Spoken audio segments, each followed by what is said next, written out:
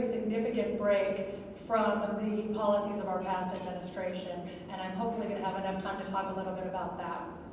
The third executive order looks at the United States detentions policies overall, not just in Guantanamo Bay, but internationally.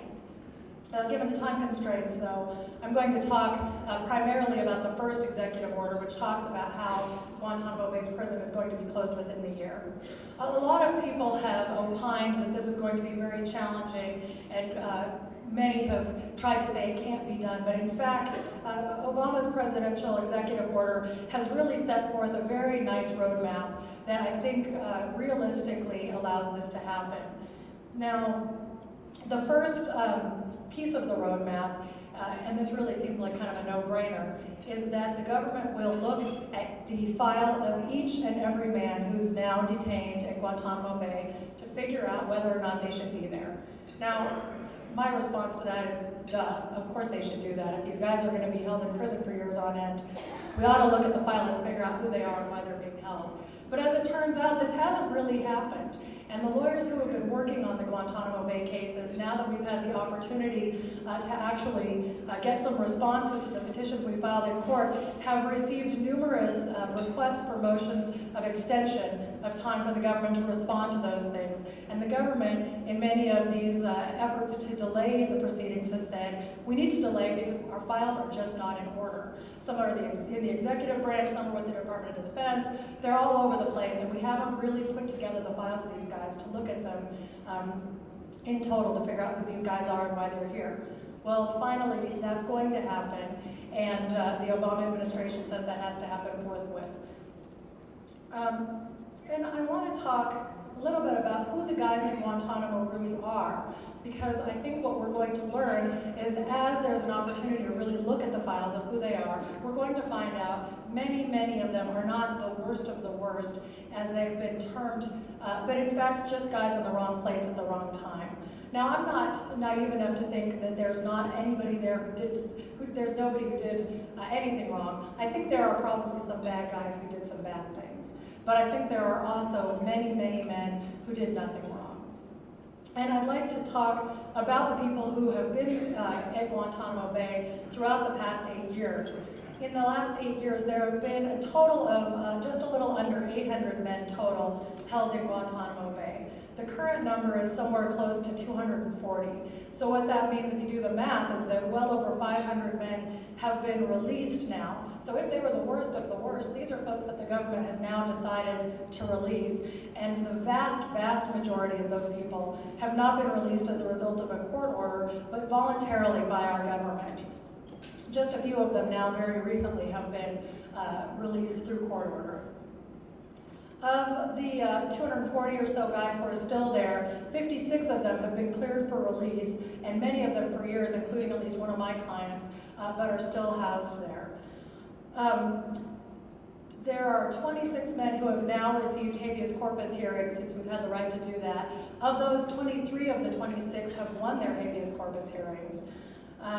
Most of the detainees have been determined by the government not to have committed any hostile acts either against the United States or its coalition allies. And even in the Bush administration, consistently the government has said that it only intends to charge somewhere in the neighborhood of 60 to 80 men with crimes. To date, only 27 men have been charged with crimes. So that leaves now about 215 men who are still at Guantanamo Bay having not been charged with any crime at all. This is, of course, exactly what our system of government does not allow. And I'd like to talk a little bit about how the men were captured who are there, because I think that there's a real lack of information on this point. Now, contrary to popular belief, very few of the men who are being held were actually captured on the battlefields in Afghanistan. The truth is that many men, including most of my clients actually, were captured not in Afghanistan, but in other countries where the United States was issuing bounties for people who were picked up or turned in as suspected members of the Taliban. And I hope that on each table there are copies, samples of some of these flyers that were distributed by the government.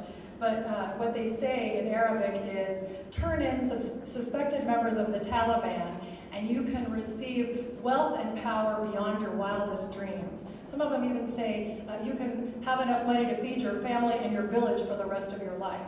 Now, obviously, these are pretty good incentives for people in very poor countries to turn in some guys, and that's exactly what happened. Many people who were turned in as so-called suspected members of the Taliban or Al-Qaeda were in fact political rivals, business rivals, romantic rivals, all sorts of improper usage of this.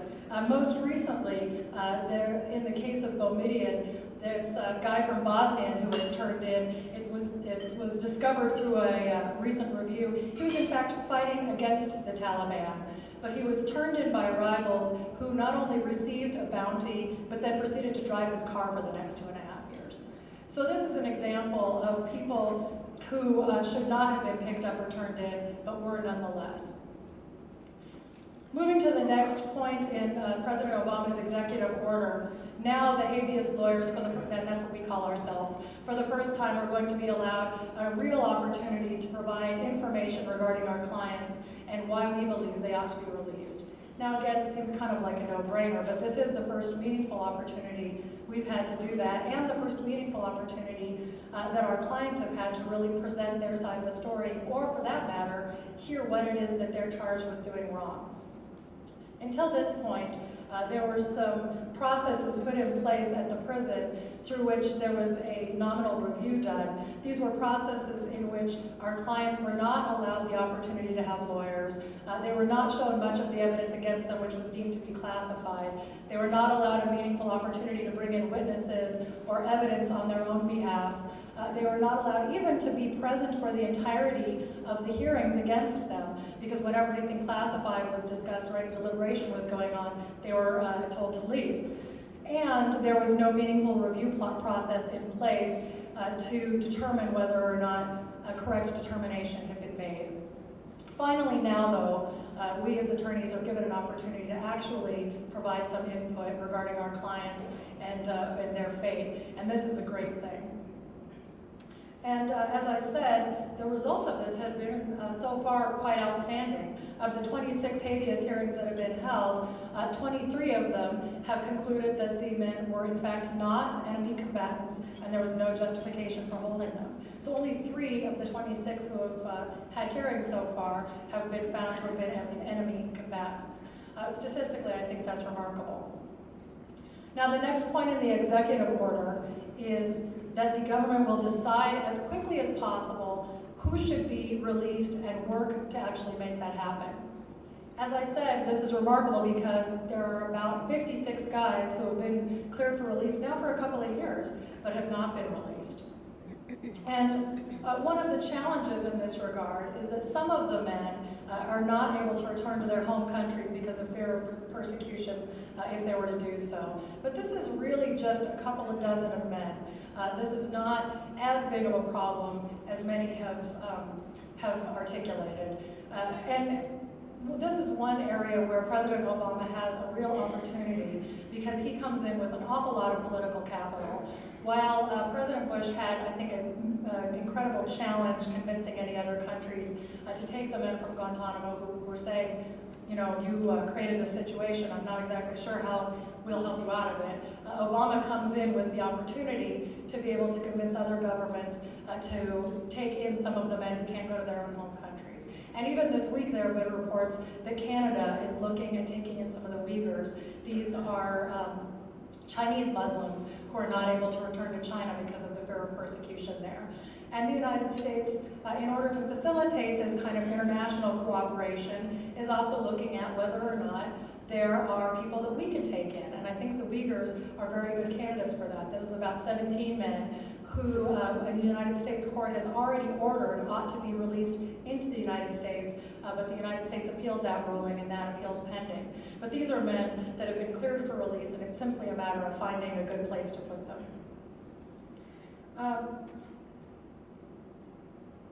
And I want to talk a little bit about this misconception that countries aren't willing to take them. The men I represent are all from Yemen, which turns out to be the largest single group of people being held still in Guantanamo Bay, about 94 guys by people's most recent count.